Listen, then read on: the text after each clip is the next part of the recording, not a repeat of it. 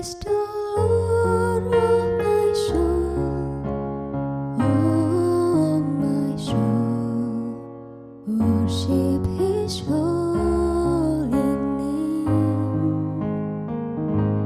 Sing like never before, oh my soul, I worship Your holy name. The sun comes up, it's a new day dawning.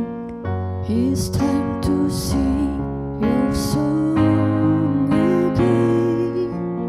Whatever may pass and whatever lies before me, let me be singing when the evening comes.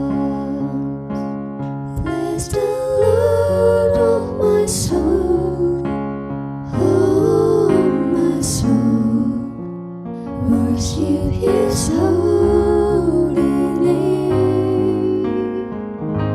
Sing like never before, oh my soul, I worship Your holy name.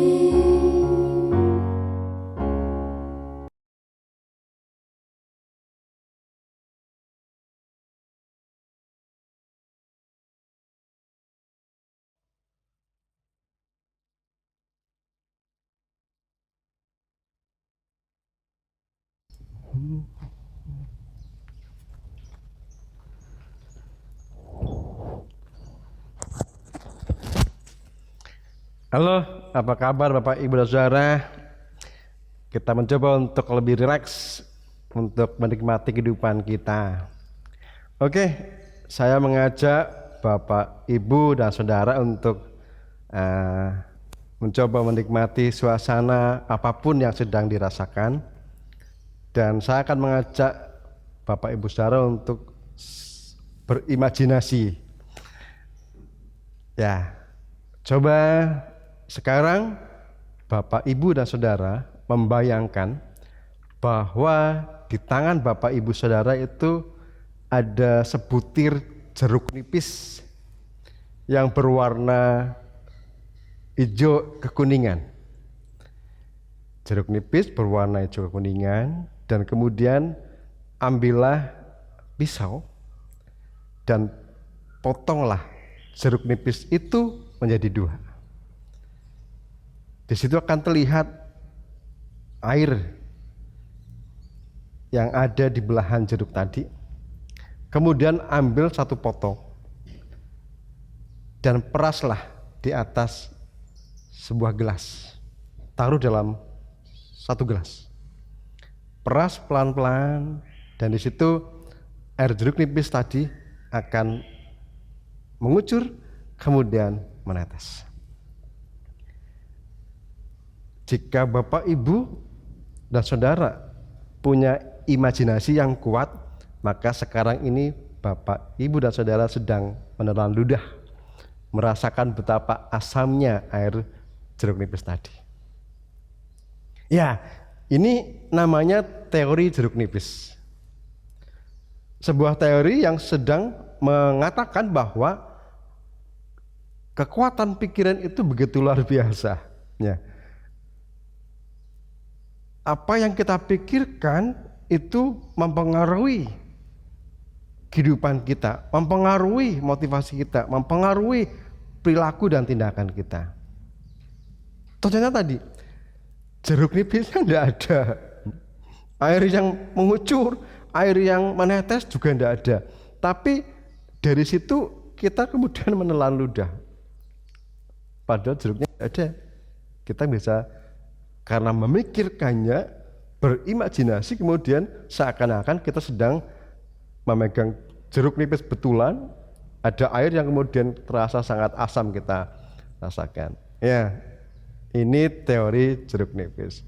Nah, saudara, banyak orang itu punya kecenderungan yang sebenarnya harus diperbarui, ditata ulang. Bahwa ketika seseorang mengalami pergumulan, persoalan apapun itu, seringkali justru kompleksitas masalahnya itu ditambahi oleh pikirannya, ditambahi oleh pikiran kita.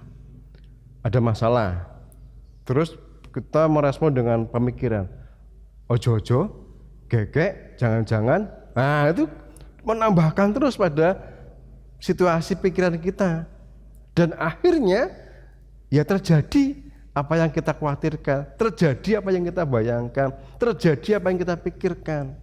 Ya, tubuh manusia, tubuh kita ini dirancang untuk merespon apa yang kita pikirkan. Ya, jadi tubuh kita itu dirancang untuk merespon apa yang kita pikirkan. Kemudian apa yang kita pikirkan itu yang terjadi. Nah, maka jika hari ini kita akan mencoba menikmati hidup dengan lebih rileks, menikmati hidup dengan pikiran yang lebih jernih, mencoba untuk punya masalah tapi tetap punya pikiran yang jernih, batin yang teduh. Bagaimana ketika kita upayakan tadi itu berpadanan dengan sabda Tuhan. Ya, perenungan sabda Tuhan hari ini, saat ini kita akan dasari dari pembacaan kitab Filipi bab 4 ayat 8 dan 9. Filipi 4 ayat 8 dan 9 yang demikian. Jadi akhirnya saudara-saudara, semua yang benar, semua yang mulia, semua yang adil, semua yang suci, semua yang manis, semua yang sedap didengar, semua yang disebut kebajikan dan patut dipuji, pikirkanlah semuanya itu. Dan apa yang telah kamu pelajari, dan apa yang telah kamu terima, dan apa yang telah kamu dengar, dan apa yang telah kamu lihat padaku, lakukanlah itu. Maka Allah sumber damai sejahtera akan menyertai kamu. Amin. Ya, Alkitab memberikan pengajaran supaya pikiran kita itu diisi, diwarnai, dipenuhi dengan apa? Sesuatu yang benar, semua yang mulia, sesuatu yang adil, sesuatu yang suci, manis, sedap didengar, sesuatu yang disebut kebajikan, patut dipuji. Nah, ini kan sesuatu yang positif semua, yang mestinya memenuhi pikiran kita. Tadi saya bilang, tubuh kita dirancang untuk merespon apa yang kita pikirkan, dan yang kita pikirkan itu yang akan terjadi. Jika yang kita pikirkan adalah sebuah ketakutan, kecemasan, kekhawatiran, kegelisahan, dan hal-hal yang negatif, maka kita akan menjalani hidup kita dengan kegelisahan, ketidaknyamanan, ketidaktentraman, dan hilangnya damai sejahtera yang sudah Tuhan berikan. Tapi ketika kita mengupayakan untuk memenuhi pikiran kita dengan hal yang baik, hal yang positif, tadi disebutkan banyak hal yang manis, yang sedap didengar, yang mulia, yang suci dan sebagainya, itu akan maka memberikan motivasi yang kuat kepada kita untuk bisa mengusahakannya mewujud dalam kehidupan kita.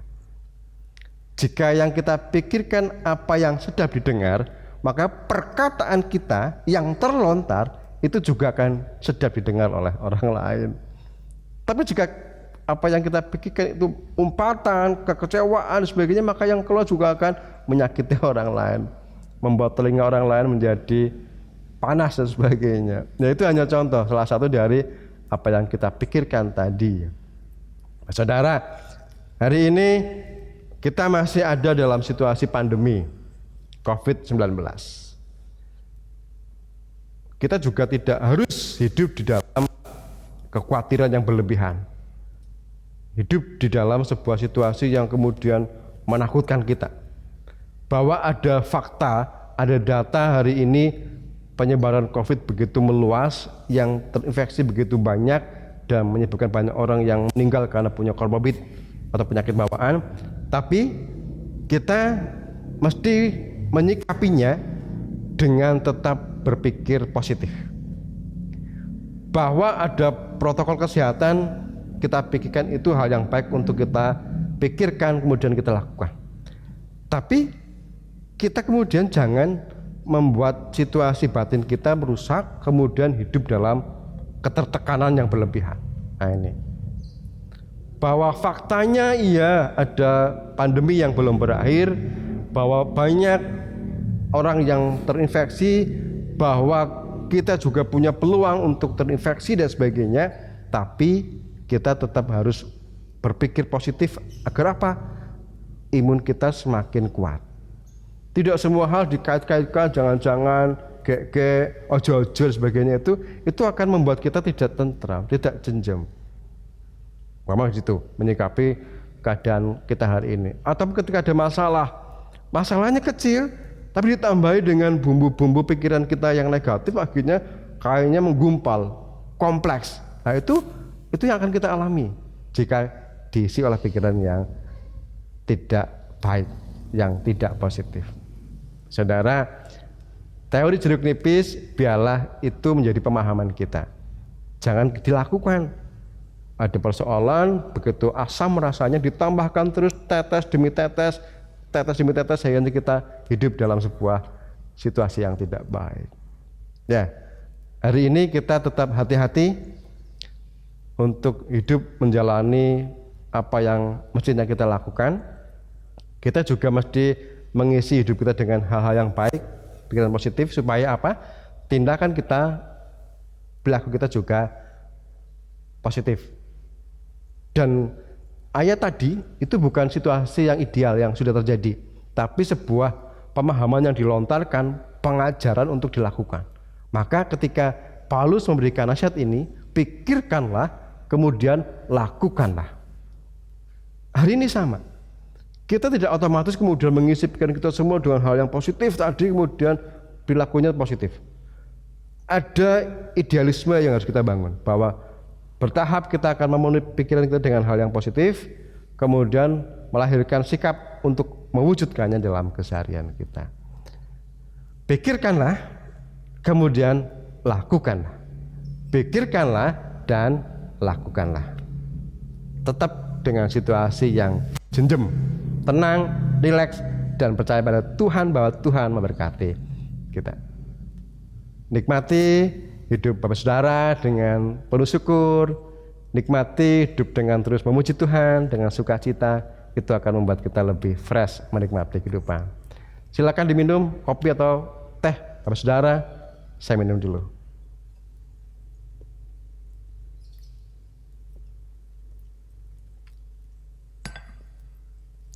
Silakan berdoa masing-masing dengan setiap rancangan dan pergumulan Bapak Ibu semua. Tuhan memberkati.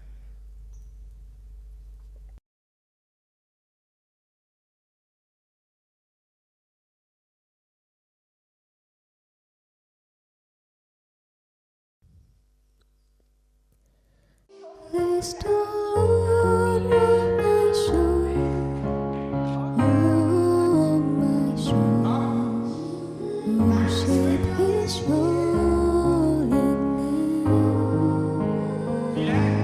Sing like never before, oh my soul, worship Your holy name.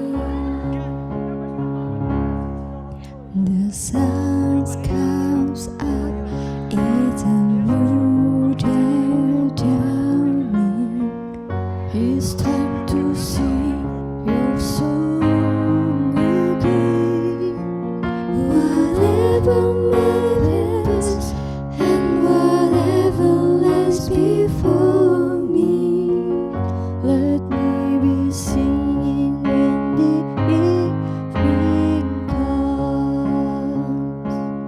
Bless the Lord, oh my soul, oh my soul, worship His holy name.